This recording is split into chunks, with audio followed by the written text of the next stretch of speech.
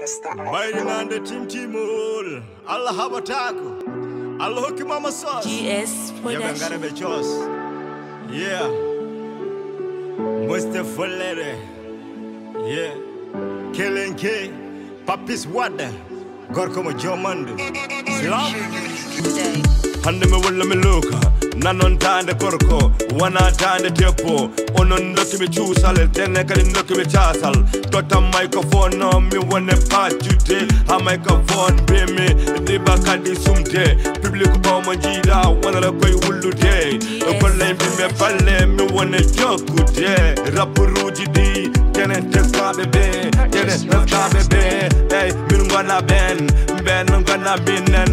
Min fit taille, ben min galta taille, ben manquer de couplet, nanga yeto, inspiration bedo, walla bonde. Almighty nande team timo, yalta yebe, wana pindo sabrapa, we awawi, ekalaba. Almighty nande team timo, yalta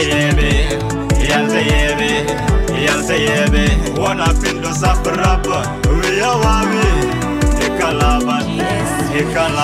Yo bordo wadi dingral, mawawa abotokoto, beru chakalamba, chakuwalangopa, beku munibe, original team timol.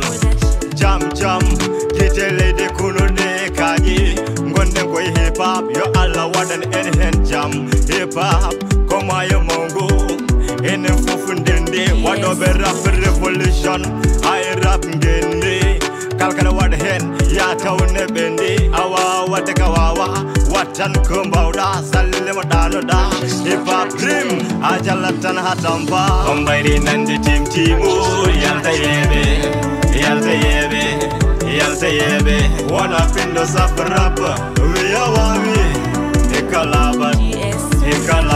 Almighty nande team timo, yalta yebe, wana pindo sabrapa, we awawi, ekalaba. Kala jido hore mum, dedo inspiration, Tedina repeat, Tedina market, Vitu Jibelli, original team timol.